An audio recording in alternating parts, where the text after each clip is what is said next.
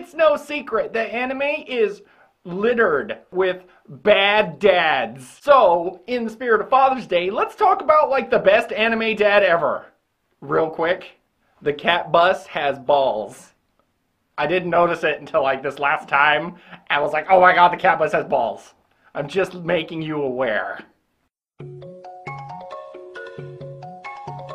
Totoro, Totoro, Totoro, Totoro.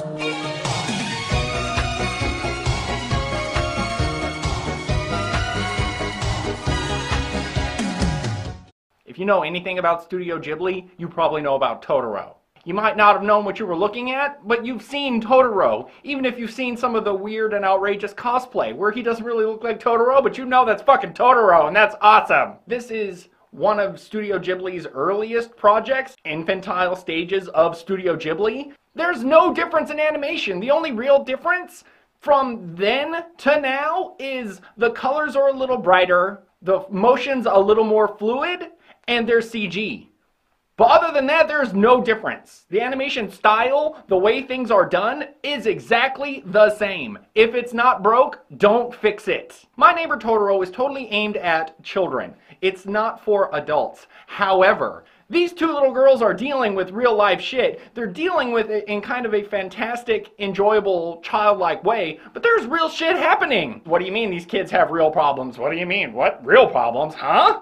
Yeah, they have real problems and they have to deal with it. The movie pretty much starts, you get to see this family, this dad and his two daughters moving into this new house. It's great that Satsuki totally warns Mei about 5-0. She's like, Mei, 5-0, 5-0! Turns out he was just some guy on a bike, but good instincts. 5-0! It's pretty much about these two little girls moving into their new house and getting situated in their new lives while their mother recovers in the hospital. These little girls are super pals, and you can tell, even when they have a little fight, they're in it together. And I like how fearless they are, and I like how they're just animated so beautiful. But that has less to do with the characters and more to do with Ghibli itself. And during the feature, they encounter basically forest spirits. All right, it's Japan. They're not ghosts, they're spirits. There is a difference. Japan, things have spirits. He's not a ghost, he's not a demon, he's a forest spirit. No, I don't think Totoro is dead. I think the little girls are seeing forest spirits. I know there's a fan theory about how the little girls died, but I don't think that's what really happened. Let's be honest, for as frightening as Totoro is, he's very adorable because he is a giant thing. He's some sort of rabbit, bear, raccoon thing, or cat, rabbit, owl, or something. He's some sort of weird-ass thing. And he's got these massive fingernails that are claws. He's got claws, okay? But he sure is adorable as fuck.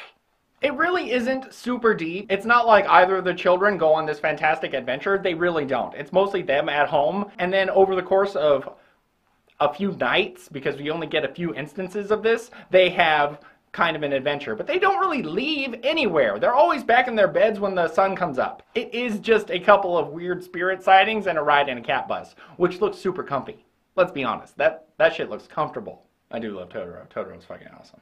If I was ever out at a rainy bus stop, I would want Totoro next to me, even though that would kind of freak the shit out of me, seeing his giant ass feet and big claws just walking next to me. And if you're nice to him and respect his domain, he's got your back.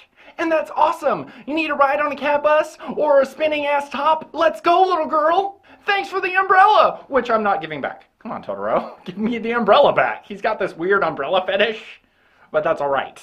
Oh, and something that didn't get translated in the dub, in the Western version, Mei doesn't say words correctly. She mispronounces words because she's 5. So Totoro, what we know as Totoro, she missaid the Japanese word for troll, Tororu, or something like that. But she says Totoro because she's 5.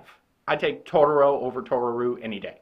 But let's talk about their dad, who's the best dad ever. Because Mei runs off and is gone for pretty much an entire day, and then Big Sister comes home, finds her, and then she tells this fantastic story about how she met the forest spirit and there was a hole in a tree, and her dad didn't immediately say, "Shut up, you're grounded, stay where I can see you." which is what I was expecting. But no, he's super awesome and just goes along with whatever his daughters say. He doesn't need to be putting up with your childish bullshit. He is #1 dad. He is like the archetype for every good anime dad ever. He laughs the spirits away. The whole him in the bathtub with the 2 daughters actually isn't that weird because, you know, he's just kind of a weird guy. They bathe together. It's Japan. It's also 1958. This is back in the day. Their mom is really sick, okay? This is, like I said, this is post-World War II Japan. Their mom is sick, and they are dealing with that. If I had to criticize the mom's relationship in the movie, it's a little too separate from everything else. It's just a little too separate, but that's because she's in the hospital, and they have to make a trip to see her, because it looks like they only have a bike, and they live, you know, in a mountain village. It's not South Park. This is standard little kid watching, okay? If you have children, make them watch this. They will love the crap out of this thing. I'm an adult. I still find Totoro very enjoyable. If I had children, they would be watching this. And if they were bothering me to watch something fun, I would throw this on and they would shut up.